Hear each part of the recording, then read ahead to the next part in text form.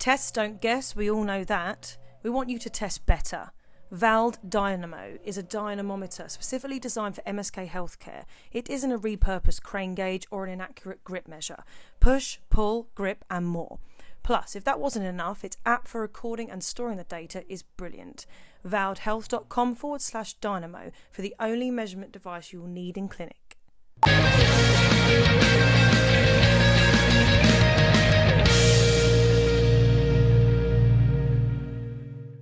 Welcome to Chewing It Over with myself, Justin. Ben, can nutrition support our patients' recovery from an MSK injury? I believe it can. Yeah, certainly. I don't think it's not the be all and end all, but it's certainly an important box that we need to be encouraging our patients to tick along their injury or surgery rehab journey. Absolutely. So from a nutrition point of view, how can it help? So give me a bit more details about it. So first of all, I'd zoom out a little bit from the injury or surgery or presenting condition it is, and remember that whoever the injury or it is, or whichever athlete or person that you are working with or client or patient, they're also a human being as well as having an injury, and so being a person, they require that nutrition anyway. Specifically, I'm sure we'll cover it maybe in a little bit more detail and obviously at the Therapy Live talk, but really, really important that they're getting enough energy, so just getting enough calories to heal and fuel themselves, making sure they're getting enough protein, which is of course the buzzword, micronutrients, really hard to study, but making sure that they're not deficient in any micronutrients at a time where there is a bit of a stress response and obviously there's an injury to heal. So they would kind of be the three main things. Yeah. So how does it differ then? So we've mentioned about, as a normal person, we need a certain amount of nutrition from different sites. Is there a specific side of nutrition that an injured person, especially with an MSK injury, need? Is it more protein? Is it more vitamins, like you've mentioned? Yeah. So hugely difficult to study in terms of energy. So calorie intake, first of all, dependent on the severity of the injury, then potentially that's going to change the amount of calories that person requires. So you'll be familiar with, or people listening will be familiar when you're working out your calories. So working out how much energy you need to eat a day, you put it all into an equation online, but it's working out how much your body is using at rest and then add on how much your body's using to recover and fuel for the activity. But if you've had quite a significant injury or orthopedic surgery or other surgery, then that can add extra calorie demands on. So like if you've got let's say you've got quite a significant fracture, well, that might mean that you need X% more calories in order for your body to heal the fracture, because there's a whole load of whole load of cellular processes. So it might be 25% extra calories that you need for that. For something like a really bad, if anyone that works with burns, if people have got really severe burns over a large proportion of their body, then that can increase your metabolic rate by 200 to 300%. I've heard reference, so 2 to 3 times the amount of calories just at rest, because your body's working so hard to try and heal. Really?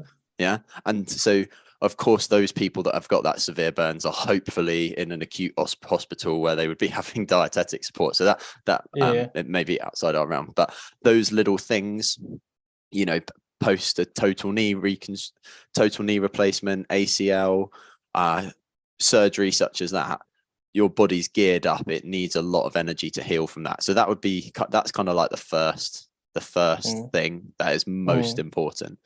And then protein seems next important, in that obviously we are made up of loads and loads and loads and loads of amino acids.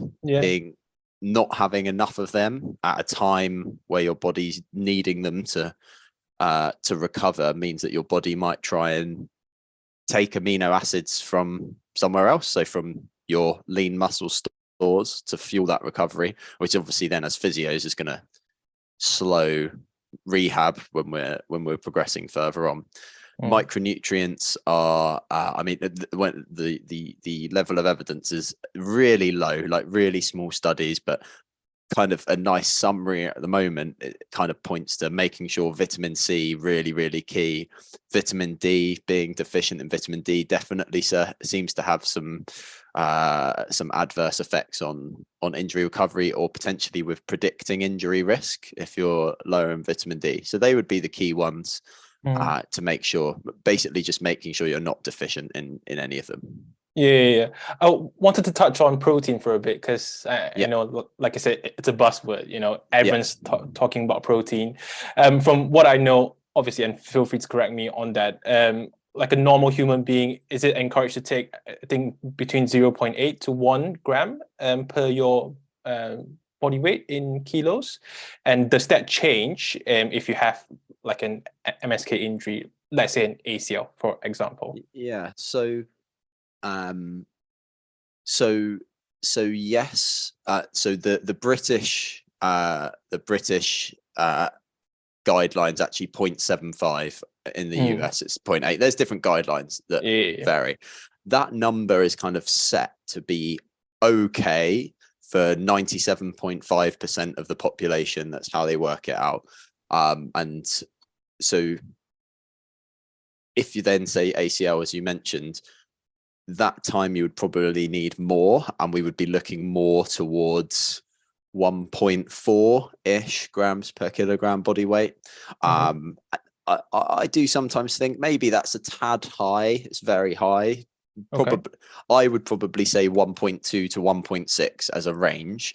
But excess protein, you know, in itself isn't acutely harmful. Your body will either excrete it out or convert it to fat and carbs. So much better to be slightly over than slightly under. But in a period such as ACL, obviously you've got the healing from the surgery and the trauma of the injury, but then of course you're then taking someone through a 9 to 16 month hugely comprehensive progressive rehabilitation plan, which you've got to provide the protein demands for that. So I would say 1.4 would be a good number to go for. Absolutely. Well, that's quite interesting. And you sort of answered my question really. So are there any long-term effects of having, let's say, excessive protein? Because I know you sort of mentioned that it's not acutely harmful. We're going away from musculoskeletal injury. So that some guidelines can be like really, really high. Like you have some bodybuilders or powerlifters who might be up to 2.5, 3.5, 4 grams per kilogram body weight, huge amounts. In terms of having too much protein, if you've got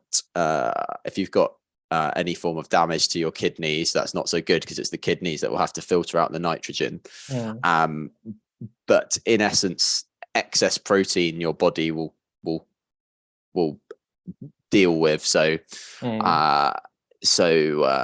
I would say short answer no, but long answer yes, but that's probably a whole nother topic. Fair enough. And the other question that I had whilst you're talking about protein is, so should we, from a nutrition point of view, we obviously have got the deficit when we are treating patients with injury. That supplementary nutrient, is that going to be continuous throughout the period of injury, or does it have to extend further than that? Well, the main thing that I'm really passionate across is that physios shouldn't become nutritionists. We're not trying to be nutritionists, but let's say you yourself are seeing an ACL patient and you're taking them through an amazing rehab plan, right? Do you know whether they're getting enough protein or not? Most physios in the country have no idea. They're putting in tens and tens of hours of effort to rehab their patient. They have no idea if they're getting enough protein, and that's an issue in my opinion. You might have no idea whether they're getting enough calories. The discussion from my experience could be as brief as, oh yeah, make sure you're eating healthy and getting plenty of protein, which is the equivalent of you seeing a patient who's just had surgery and saying, oh, make sure you do your exercises. And then the patient would go, okay, so which exercises, how often, when do I do them? How do I do them? So I think it's more important that we're not trying to be nutritionists and make lifelong changes, but at least be able to have that confident discussion and say, actually, this is about how much protein you should go for. These are some good sources of protein. And don't be dieting down, eating low calories when you're injured, because actually you need those calories to heal. And being really confident and having that little bit of depth of understanding is probably about as much as physios need to do. You can go on and do more. And that's where a lot of people have said to me, oh, like, why do you think physios should be dietitians or nutritionists? Which is not the case. We should just be able to provide that support, because it definitely augments our treatment hugely. And signpost to a nutritionist if necessarily. And there are going to be some patients who you'll see and you'll say, actually, it's really important to eat, but from talking to you, you should maybe speak to a nutritionist, and then that would be a really positive signpost that you're doing as a physio. Absolutely. So I really like the notion of being specific, and I love the analogy that you gave, like being specific about the exercises. So that's really interesting. Sources of protein. I think we're getting to the meat of the conversation now. What are the types of protein as a nutritionist yourself would recommend? I like how you said when we're talking about protein, we're getting to the meat of the conversation. That's a pun, unintended pun. So, so in briefly, animal protein is good in that you get a higher density of protein. You get a lot of bang for your buck. But the key thing with protein, and I've heard a few people have explained it in lots of different ways, but the key thing to remember is protein is made up of amino acids. So it's made up of these 20 different building blocks. And then those building blocks get chained up to make these hugely long, tens of thousands of long chains of protein. And that's what your body does. What you have to remember is when you take a protein supplement that has protein in, your body, you take it in, you digest it, your body has to break it down into its individual amino acids. It gets absorbed, it goes around the bloodstream, and then your body rebuilds it back into the protein it wants. So once it's in the bloodstream, or once it's got to your bicep, because you want big biceps, your body can't go, oh, that amino acid was from chicken, and that amino acid was from the takeaway I had last night, and that amino acid is from broccoli, so that's not as good. It's all the same. It's just obviously you get some more. The benefit with animal sources is, in general, they have a lot of amino acids and tend to obviously have these essential amino acids. So these are ones that your body really, really needs because you can't synthesize enough. But with plant foods, you can get all of those. You just need to make sure you're getting a good variety of plants, and you probably need to eat a little bit more, to put it simply.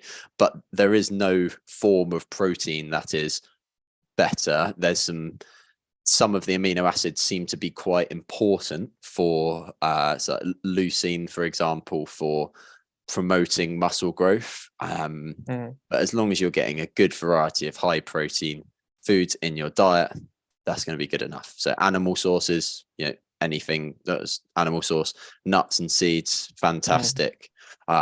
Fish, they're going to be your main ones. Does that include synthetic proteins as well, like whey protein? Well, they're not synthetic. They're just processed. So they're still it's still dairy. Whey and casein has come from milk essentially. But again, it's still amino acid, right? Fine. If you delve down deep, the little block that your body will eventually break it down to is still loads of amino acids. So so no, it doesn't matter. Fine. If you need if your goal is to get 100 grams of protein a day, and you get them all from protein supplements and don't have any whole foods, that's obviously not a great decision. But yeah, no, the protein in a lamb chop is not inherently better than the protein in a garden pea. It's just it's just there's more of it. Absolutely fine. I know we've been talking a lot about protein, and so I wanted to move away from that. So in your experience, is there any other side of nutrition that we as physios are not probably not putting enough attention to? Because protein seems to be the first thing that everyone comes in mind to when we think about nutrition. Is there anything else that you would like to shed a bit more light? Supporting patients with weight loss is I'm more passionate about that than I am probably with it, and I'm passionate about all of it. But I think that is an area where physios are doing patients a bit of a disservice sometimes, because knee osteoarthritis being my area that I'm particularly interested in. But let's say you have a patient who is overweight, they have knee osteoarthritis, and the three core pillars, the bullseye of the OA treatment target is appropriate exercise, activity modification and education, and weight loss if appropriate. And at the moment, some do, but in general, physios, MSK clinicians, I don't think we address the weight loss bit well enough, right? Because it's a blooming tough conversation to have, but it's not that it needs to be more than a conversation. It means, again, I'd use the same analogy. If a patient who was overweight or obese and they had knee OA and they went to see a nutritionist, and the nutritionist helped them really well with their weight loss goal, and they started losing weight, and that was great.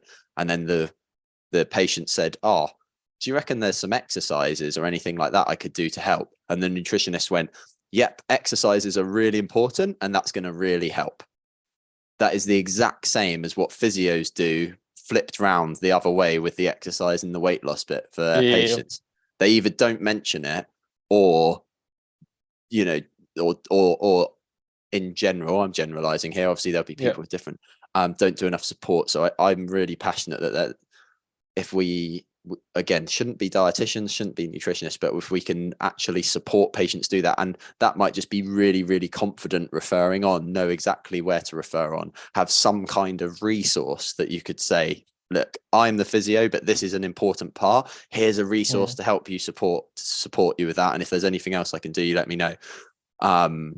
That I think is crucial as well. Very interesting. So yeah, hopefully these will be the topics that you will cover at our upcoming Therapy Live. Well, I'm doing specifically supporting injury or surgery rehab. Otherwise, if you try and do too much, you end up not doing any of it well enough. So that'll be specific though. Yeah, definitely something to look forward to. Now, for those of the people that don't know, and I know, Ben, you've had an MSc in nutrition. Yeah. Is that right? What led you to sort of like jump across and take the leap and studying a bit more about nutrition? Because I know you have a background of being an MSK physio as well. Is that right? Yeah.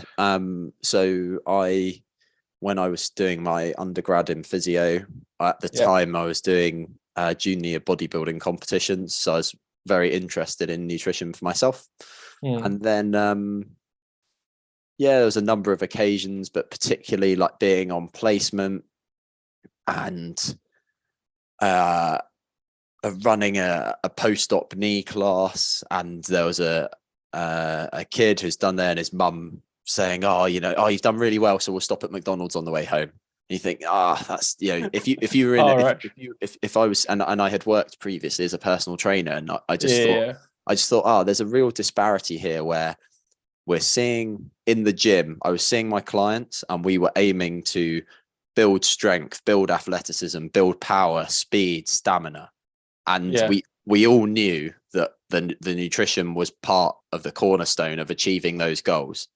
And then we're seeing patients for physio, and obviously there's the therapeutic, but effectively we're starting to sow the seeds for building strength, building power, building stamina, building endurance, all the same things, but no one mentions it. And so I thought, that's really interesting. Why are we not talking about that? So then it was before I even qualified, finished my undergrad physio that I finished and then went straight into the masters. Very interesting. Cool. Ben, this is also your first time presenting at Therapy Live, is that right? It is, yes. How do you feel? Very excited, and really happy, and incredibly honored, actually. Yeah. Yeah. Because But I don't feel like anyone has touched on the topic on nutrition before in Therapy Life. So it will be great for you to talk a bit more about nutrition, because we all know that it's important, but how important it is and how do we implement it is another story. So hopefully you'll be able to share some experience from that. So for those that are still living under the rock, we have Therapy Life. So Therapy Life is happening on the 24th of June for the whole day. And Ben will be presenting at 1:30 at one of our first ever introducing stage streams. So I'm definitely looking forward to tuning into that. Ben, we know that you have got a huge social media following, but is there any resource or any sort of platform that you that people can find you and to look a bit more about what you do?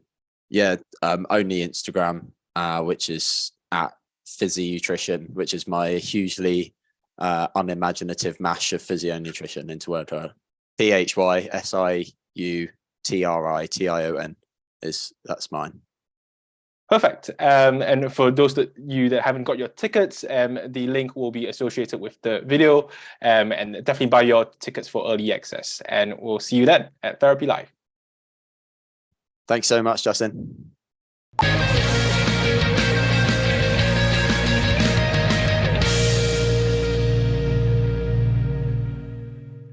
Do you know your tendinitis from your spondylitis? Below par with PMR? Know nought about gout? Rheumatology.physio is teeming with content to engage with, downloads, books, courses and more to address any gaps in your knowledge. Head to rheumatology.physio, your one-stop shop for rheumatology information.